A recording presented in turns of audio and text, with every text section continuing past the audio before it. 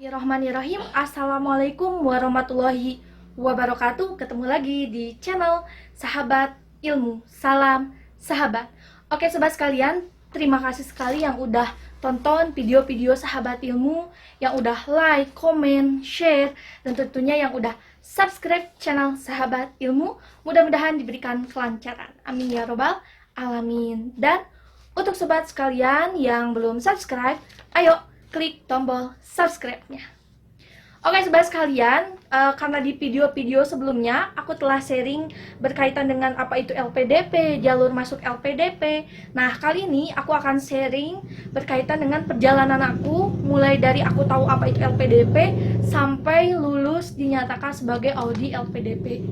Jadi terus tonton sampai habis ya. Oke sobat, kita akan bernostalgia ke tahun 2019, dimana itu pertama kali aku daftar LPDP. Tapi sebelum itu kita lebih bernostalgia lagi di tahun-tahun sebelumnya. Nah, dimulainya itu perjalanan awal tuh sebenarnya nggak dimulai dari 2019. Nah, kalau kebanyakan orang itu memulai di tahun 2019, justru aku memulai dari waktu aku masih kuliah di semester 4. Nah, waktu semester 4 itu aku mulai mengenal LPDP dari beberapa rekan-rekan teman-teman mahasiswa yang kuliahnya tuh di kota-kota besar. Terus selain itu aku lebih yakin lagi tuh mengenal LPDP dari dosen-dosen aku. Kebetulan dosen-dosen aku tuh waktu itu sedang berkuliah juga di S3. Nah mereka pun bercerita kalau misalkan di kelas tuh bahwa mereka tuh menggunakan beasiswa LPDP. Ada yang mulai dari S2-nya, ada yang hanya S3-nya saja. Nah mereka tuh menceritakan bahwa beasiswa LPDP itu adalah sebuah beasiswa yang mendanai secara post scholarship. Artinya kita sudah tidak perlu mengeluarkan biaya lagi. Nah itu sungguh sangat menarik kan, selintas di awal diceritakan tuh begitu menarik banget. Nah makanya aku tuh cari tahu apa sih LPDP itu, tapi nggak secara langsung semester 4 itu. Nah aku cuman baru tertarik dulu dengar-dengar orang tentang LPDP, dosen aku sering bercerita tentang LPDP. Oh ya udah, ada yang namanya LPDP, ngerti aja, udah tahu aja. Nah puncaknya itu waktu di semester 5. Nah, waktu semester 5 itu udah mulai galau. Bagi kalian yang mungkin merasakan waktu kuliah S1 atau sekarang yang lagi kuliah di semester 5, itu udah mulai kebentuk pikiran-pikiran setelah kuliah tuh kita mau kemana dan kita mau ngapain. Nah, di semester 5 itu barulah muncul keinginan-keinginan bahwa tidak hanya ingin jadi guru, dalam artian mau melanjutkan kuliah dan bercita-cita ingin menjadi dosen. Nah, kalau kita mau jadi dosen, otomatis kualifikasi pendidikan kita harus minimal S2. Berarti kita harus melanjutkan kuliah.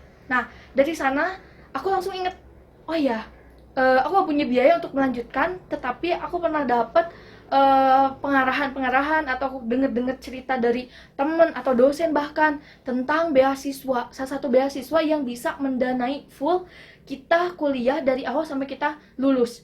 Nah aku ingat-ingat apa ya namanya, terus aku coba tanya-tanya lagi, oh iya namanya tuh LPDP. Nah dari semester 5 itu aku mulai aktif nyari-nyari di Google, terus nyari-nyari di semua media sosial. Mulai dari awalnya tuh aku nyari tuh di media sosial tuh di Google Search. Nah aku cari tahu dulu apa tuh LPDP itu. Nah aku cari tahu. Nah setelah itu nggak cukup dari aku tahu, aku paham apa itu LPDP dan seperti apa sih beasiswa itu. Aku semakin penasaran, terus aku juga cari-cari di media sosial yang lainnya. Nah aku pun karena aku nggak terlalu sering tapi punya akun Facebook. Nah aku gunakan akun Facebook itu untuk mencari grup-grup di Facebook, barangkali ada para penerima beasiswa yang pernah merasakan itu beasiswa LPDP itu seperti apa. Aku pun cari-cari, dapatlah grup LPDP. Waktu itu grup para audinya. Nah aku pun tanya-tanya, teruslah ada di chatan di grupnya itu mereka tuh saling share alamat Instagram dan lain sebagainya.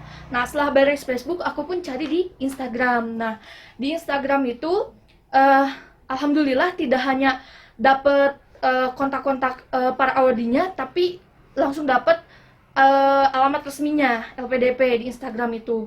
LPDP LPDP RI. Nah, aku tuh masuk atau aku follow LPDP RI itu, jadi benar-benar langsung up to date. Ketika LPDP punya informasi langsung sampai gitu ke pemberitahuan IG aku. Nah, di sana semakin benar-benar semangat banget karena udah mulai paham apa itu LPDP, terus udah ngerasa klik banget nih. Nah, tinggal di sana setelah semester 5 barulah aku cari-cari apa ya, kayak misalkan cari-cari waktu selain kuliah tuh sambil sesekali bener-bener menyusun strategi-strategi buat nanti aku gimana caranya bisa mencapai di LPDP.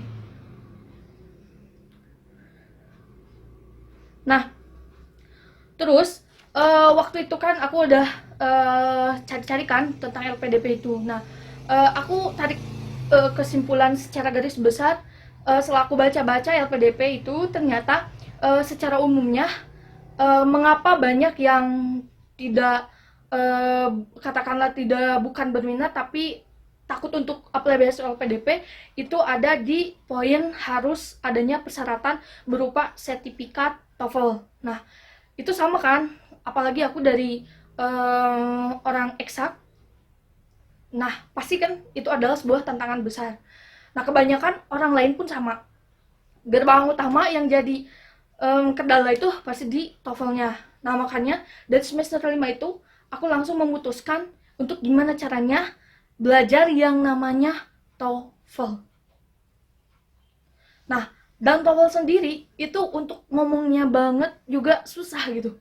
Apalagi untuk belajarnya, karena memang hari itu pas baca ada persyaratan yang namanya TOEFL, itu baru kali itu aku baca ada yang namanya TOEFL. Jadi semester 5 itu benar-benar aku dari nol start belajar apa itu yang namanya TOEFL. Nah, jadi sobat sekalian, untuk yang tanya-tanya nih, Kak gimana sih? Aku bener-bener nol, aku bener-bener blur, aku bener-bener gak tahu itu LPDP. Nah, karena sekarang kan media itu sudah semuanya itu kan udah canggih, itu bisa kita searching dimanapun kita mau informasi yang kita butuhkan. Nah, apalagi saya pun sama, jadi jangan takut untuk yang kan saya baru mulai dari awal. Ingat, kita jangan takut untuk memulai, justru kita takut kalau kita berhenti dan tidak melanjutkannya. Oke sobat sekalian, setelah itu aku coba-coba nih waktu semester 5. Waktu semester 5 itu karena mungkin sambil kuliah juga, jadi baru belajar otodidak dan nyoba-nyoba kayak nabung dulu, terus nyari-nyari tempat kursus bimbingan belajar TOEFL. Karena memang aku pikir harus ada yang ngejelasin dulu apa itu sih TOEFL. Karena aku sifatnya belajarnya itu visual, jadi nggak bisa cuman hanya baca aja. Nah, makanya dari itu aku coba cari-cari dan ketemulah waktu itu dosenku di universitas itu, dia buka bimbingan belajar, tapi itu dosen bahasa Inggris. Nah, aku coba ikuti, aku ambil yang pool di sini. Jadi aku tuh daftar yang benar-benar aku les itu, bimbel itu sampai aku benar-benar bisa. Jadi kapanpun aku datang tidak perlu bayar lagi. Nah, itu kan lumayan kan harganya. Nabung, bayar 2 kali. Nah, sayangnya karena waktu itu kan semester 5 tuh hampir akhir. Nah, nginjak ke semester 6, semester 5 ke semester 6 itu aku cuman punya durasi belajar untuk datang ke bimbel itu kurang lebih hanya 6 kali pertemuan. Bayangin, hanya 6 kali pertemuan. Karena di semester 6 itu aku harus KKN, kuliah kerja. Nah, kayak gimana ya? Nah, cuman udah di tahap dimana bukan lagi mencari apa itu LPDP kan, karena sambil belajar bahasa Inggris pun sambil terus mantau di grup-grup kayak gitu. Nah, terus aku pun dengar juga waktu semester 6 itu ada kakak tingkat aku yang daftar LPDP juga. Nah, walaupun mungkin belum rezekinya beliau belum lulus di tahun tersebut. Nah, sontak kan langsung tuh aku dengar, oh ada mahasiswa di universitas aku yang daftar LPDP juga. Nah, aku buru tuh, orang kayak ngapain sih tanya-tanya gitu kan, dia nggak lulus. Justru salah. Kalau prinsip aku mungkin beda ya, setiap orang tuh beda-beda. Cuman yang aku pikirkan, kita gimana caranya hari ini, besok, dan seterusnya itu belajar, belajar, dan belajar. Entah itu belajar dari kesalahan ataupun kesuksesan. Nah, dan itu adalah yang mengantarkan aku, salah satu mengantarkan aku untuk mencapai sebuah kesuksesan. Jadi nggak cuman aku nanya-nanya ke orang yang memang katakan sukses, katakan orang itu berhasil, mencapai, lulus, dan lain sebagainya. Justru kadang lebih perbandingannya, lebih banyak aku belajar dari kesalahan orang lain. Karena kita udah tahu kan itu adalah hal yang salah, maka kita tidak boleh mengikuti atau tidak boleh mengulangi hal yang sama yang orang lain itu lakukan dan salah, kayak gitu. Nah, terus aku buru kakak tingkat aku itu sampai aku terus lewat media sosial atau langsung ketemu, cari-cari dimanapun gitu kan. Dan akhirnya dia pun ngasih buklet panduan waktu dia itu daftar beasiswa LPDB di tahun 2018. Nah, setelah itu aku dapat, lalu aku pelajari. Nah, aku pelajari semuanya, persyaratan apa aja yang harus aku penuhi. Nah, di LPDP itu kan ada yang namanya kualifikasi, ada kualifikasi umum dan persyaratan khususnya. Nah, di kualifikasi umum yang pertama, setelah aku baca-baca nih, nah ternyata aku masuk nih, mau masuk ke jalur masuk afirmasi alumni bidik misi, karena kebetulan di S1 aku alumni bidik misi. Nah, itu adalah sebuah kesempatan. Nah, kenapa sih ngambilnya itu banyak? Ini mungkin banyak juga pertanyaan, Kak, kenapa banyak yang mencari beasiswa LPDP itu ambil jalurnya itu afirmasi. Nah, nanti di next video selanjutnya aku akan jawab ya. Oke, kita kembali lagi tadi di bukletnya tadi. Nah, kualifikasi untuk alumni bidik misi itu ada pertama itu di IPK-nya. IPK itu harus cum laude, jadi minimal 3,50. Nah, itu kan harus diperhitungkan juga kan. Kita mau menginjak ke persyaratan itu, kita harus masuk dulu kualifikasinya. Nah, makanya setelah semester 6 itu mau ke semester 7, itu langsung aku pikir, oh bener-bener harus bisa memanage waktu antara aku belajar bahasa Inggris dan aku gimana caranya di akhir itu aku harus dapat IPK sesuai dengan kualifikasi. Makanya dari itu pas ninjak di semester 7 itu kan ada PPL. Bener-bener aku stop belajar bahasa Inggris. Bukan berarti karena aku udah mahir ya. Waktu itu karena aku berpikir aku belajar mati-matian bahasa Inggris tapi aku tidak mempertahankan IPK. Tapi tetap kan kembali lagi kualifikasi pertama IPK harus dipenuhi. Nah, waktu semester 7 itu ceritanya PPL, dan PPL itu di salah satu sekolah negeri di tempat atau di kota aku tempat tinggal, dan itu termasuk mungkin orang-orang beranggapannya bahwa itu adalah sekolah favorit. Jadi bukan favorit masalah apanya, karena memang waktunya, manage waktunya. Kita PPL itu dari mulai jam setengah 6, kalau saya sendiri dari rumah itu dari jam setengah 6 pagi itu nyampe ke rumah lagi jam setengah 6 sore. Dan udah pulangnya itu kan, udah pulang kita bikin lagi bahan ajar. Terus setelah pulang juga bukan hanya bikin bahan ajar, waktu itu juga memang mempersiapkan untuk seminar proposal. Nah, ini salah satu strategi juga. Nah, di semester 5 itu kan udah buat strategi nih. Nah, karena udah tahu persyaratan secara umum, aku rubah lagi nih beberapa strategi-strateginya. Salah satunya gimana caranya di akhir itu aku harus dapat IPK lebih dari 3,50 atau minimal 3,50. Nah, kayak gitu.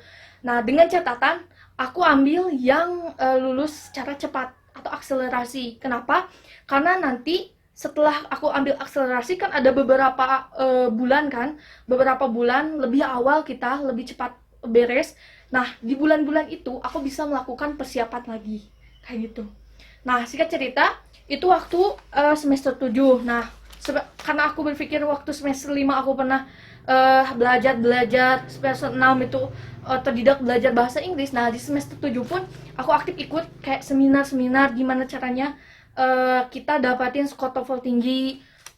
Terus aku juga waktu itu dapat arahan waktu ada seminar itu kakak-kakak awadi yang mereka punya channel YouTube dan mereka datang ke kampus ngasih pengarahan LPDP itu kayak gimana, persiapan kita harus sampai sejauh mana, walaupun waktu tesnya itu, praktis tesnya itu nilainya masih rendah banget gitu kan. Nah di sana justru nggak menciut gitu, karena justru kita tahu kita tuh masih jauh perjalanannya, berarti harus benar-benar dipersiapkan. Nah sambil aku latihan, tetap latihan, tapi tetap yang pertama diprioritaskan gimana caranya skripsi harus beres. Jadi percuma kan kita bener-bener mati-matian memperjuangkan yang lain tapi hal pokok kita tinggalkan kayak gitu. Nah terus, singkat cerita waktu itu di semester 7 itu aku garap skripsi sambil belajar TOEFL, masih belajar TOEFL, sidang komprehensif yang kayak gitu. Terus di tanggal 30 April 2019 aku itu sidang skripsi. Dan bener-bener waktu itu waktu udah dipanggil ke depan podium sambil diumumin nilai IPK, wah lega banget. IPK aku masuk ke kuali